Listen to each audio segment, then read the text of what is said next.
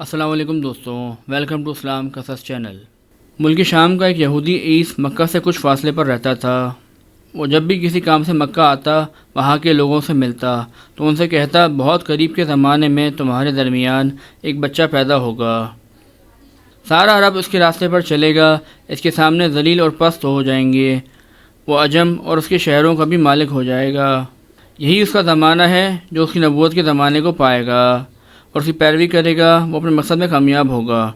اس خیر اور بھلائی کی وہ امید کرتا ہے، وہ اس کو حاصل ہوگی، اور جو شخص اس کی نبوت کا زمانہ پائے گا مگر اس کی مخالفت کرے گا، وہ اپنے مقصد اور آرزوؤں میں ناکام ہوگا۔ مکہ معظمہ میں جو بھی بچہ پیدا ہوتا، وہ یہودی اس بچے کے بارے میں تحقیق کرتا اور کہتا، ابھی وہ بچہ پیدا نہیں ہوا۔ آخر جب نبی کریم صلی اللہ علیہ وسلم اس دنیا میں تشریف لائے تو حضرت عبدالمطلب اپنے گھر سے نکل کر اس یہودی کے پاس پہنچے۔ اس کی عبادت گاہ کے دروازے پر پہنچ کر انہیں آواز دی۔ ایس نے پوچھا، کون ہے؟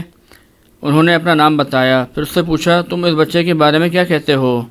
اس نے انہیں دیکھا، پھر بولا، ہاں تم ہی اس کے باپ ہو سکتے ہو۔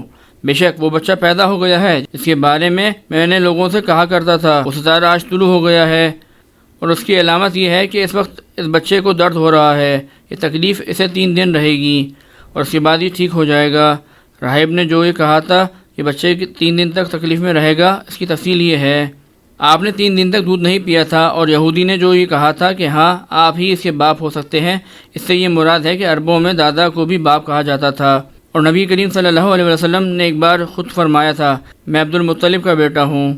یہودی نے حضرت عبدالمطلب سے یہ بھی کہا تھا، اس بارے میں اپنی زبان بند رکھیں، یعنی کسی کو کچھ نہ بتائیں، ورنہ لوگ اس بچے سے زبردست حسد کریں گے، اتنا حسد کریں گے کہ آج تک کسی نے نہیں کیا، اور اس کی اس قدر سخت مخالفت ہوگی کہ دنیا میں کسی اور کی اتنی مخالفت نہیں ہوئی ہوگی۔ پوتے کے متعلق یہ باتیں سن کر حضرت عبدالمطلب نے عیس سے پوچھا، اس بچے کی عمر کتنی ہوگی؟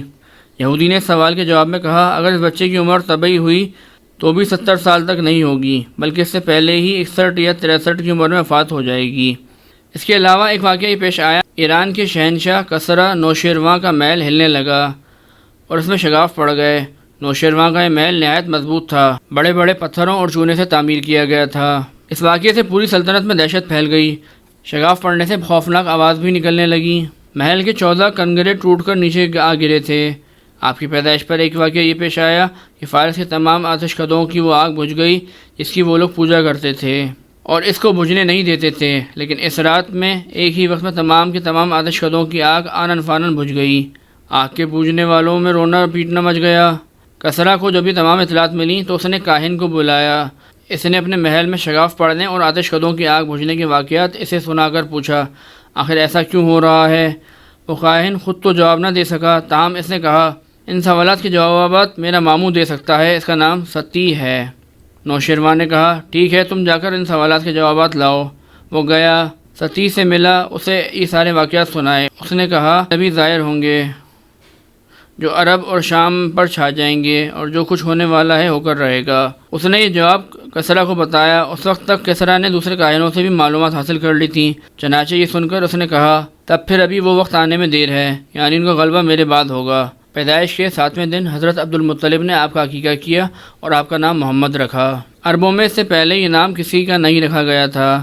قریش کو یہ نام عجیب سا لگا، چنانچہ کچھ لوگوں نے حضرت عبدالمطلب سے کہا، اے عبدالمطلب، کیا وجہ ہے کہ تم نے اس بچے کا نام اس کے باپ دادا کے نام پر نہیں رکھا بلکہ محمد رکھا ہے، اور یہ نام نہ تمہارے باپ دادا میں سے کسی کا ہے نہ تمہاری قوم میں سے کسی کا ہے؟ حضرت عبدالمطلب نے انہیں جواب دیا، میری تمنا ہے کہ آسمانوں میں اللہ تعالیٰ اس بچے کی تعریف فرمائے اور زمین پر لوگ اس کی تعریف کریں۔ محمد کے معنی ہیں جس کی بہت زیادہ تعریف کی جائے۔ اسی طرح والدہ کی طرف سے آپ کا نام احمد رکھا گیا۔ احمد نام بھی اس سے پہلے کسی کا نہیں رکھا گیا تھا، مطلب یہ کہ ان دونوں ناموں کی اللہ تعالیٰ نے حفاظت کی اور کوئی بھی یہ نام نہ رکھ سکا۔ احمد کا مطلب ہے سب سے زیادہ تعریف کرنے والا۔ علامہ سہیلی نے لکھا ہے کہ آپ احمد پہلے ہیں اور محمد بعد میں، یعنی آپ کی تعریف دوسروں نے بعد میں کی۔ اس سے پہلے آپ کی شان یہ ہے کہ آپ اللہ تعالیٰ کی سب سے زیادہ حمد و ثنا کرنے والے ہیں۔ پرانی کتابوں میں آپ کا نام احمد ذکر کیا گیا ہے۔ اپنی والدہ کے بعد آپ نے سب سے پہلے صوبیہ کا دودھ پیا۔ صوبیہ نبی کریم صلی اللہ علیہ وسلم کے چچا ابو لہب کی باندی تھی۔ ان کو ابو لہب نے آپ کی پیدائش کی خوشی میں آزاد کر دیا تھا۔ صوبیہ نے آپ کو چند دن تک دودھ پلایا۔ انہی دنوں صوبیہ کے یہاں اپنا بیٹا پیدا ہوا تھا۔ آپ کی والدہ نے آپ کو صرف 9 دن تک دودھ پلایا۔ ان کے بعد صوبیہ نے پلایا۔ پھر دودھ پلانے کی باری حضرت حلیمہ سعدیہ رضی اللہ عنہ کی آئی۔ حضرت حلیمہ سعدیہ رضی اللہ عنہ اپنی بستی سے روانہ ہوئیں۔ ان کے ساتھ ان کا دودھ پیتا بچہ اور شوہر بھی تھے۔ حضرت حلیمہ سعدیہ رضی اللہ عنہ دوسری عورتوں کے بعد مکہ میں داخل ہوئیں۔ ان کا خچر بہت کمزور اور مریل تھا۔ ان کے ساتھ ان کی کمزور اور بوڑھی اونٹنی تھی، وہ بہت آہستہ چلتی تھی۔ ان کی وجہ سے حلیمہ رضی اللہ عنہ قافلے سے بہت پیچھے رہ جاتی تھیں۔ اس وقت بھی ایسا ہی ہوا، وہ سب سے آخر میں مکہ میں داخل ہوئیں۔ امید کرتے ہیں آپ کو یہ ہماری ویڈیو بہت پسند آئی ہوگی۔ ہماری اس ویڈیو کو لائک کرنا، اس پہ اچھا سا کمنٹ کرنا، اس کو شیئر کرنا اور چینل کو سبسکرائب کرنا مت بھولیے گا۔ اب تک کے لیے اتنا ہی، ملتے ہیں اگلی ویڈیو میں۔ اللہ حافظ۔